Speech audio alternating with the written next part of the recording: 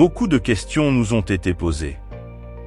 Pourquoi devenez-vous sécessionniste, égoïste, mécontent? D'autres nous qualifient de jaloux, affirmant que votre frère a échoué et que vous cherchez à créer la sécession. Eh bien, notre réponse est simple. Expliquez-nous ou dites-nous de manière claire, qu'est-ce que les Katangais gagnent en restant unis au Congo? Que gagne un petit garçon katangais de Bukama, une petite fille de Kapata, un oncle de Kazanga en maintenant le Katanga uni au Congo?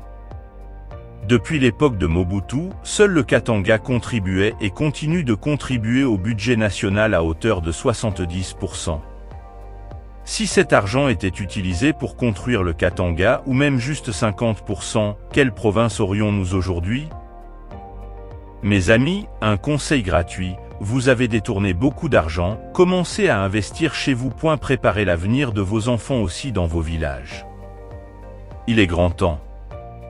L'argent que vous avez volé, s'il vous plaît, utilisez cela sagement. Bâtissez chez vous, car quand le temps viendra, vous aurez besoin d'un endroit où vous abriter.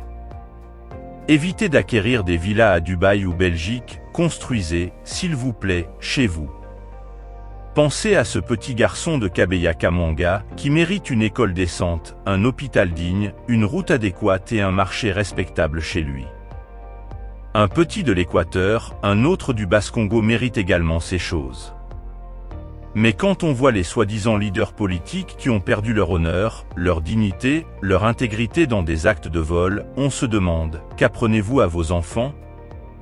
Que enseignez-vous aux petits garçons et filles de vos villages? Le vol seulement? C'est pitoyable. C'est déplorable. Mes frères des autres provinces qui vivent au Katanga, mes excuses sincères, nous, les Katangais, voulons nous séparer de vous pour préparer l'avenir de nos enfants.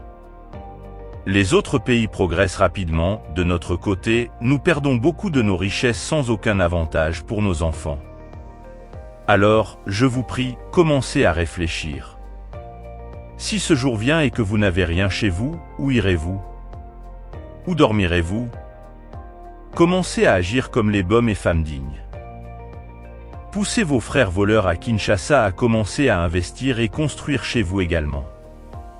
Pour les notables katangais, certains d'entre vous, lorsqu'ils leur ventre plein, ils parlent beaucoup pour défendre les idioties. Dites aux Katangais, qu'est-ce que nous gagnons en étant unis au Congo? Si vous ne parvenez pas à convaincre les Katangais, alors le mieux est de fermer vos bouches.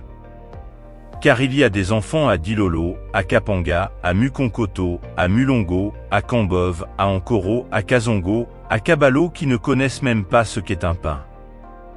Le mieux est de fermer vos bouches et de continuer à trahir votre peuple, à voler et à vous laisser corrompre comme des insensés. Au pouvoir de Kinshasa, commencez déjà à envisager de gérer sans la contribution du Katanga. Alors, bonne chance!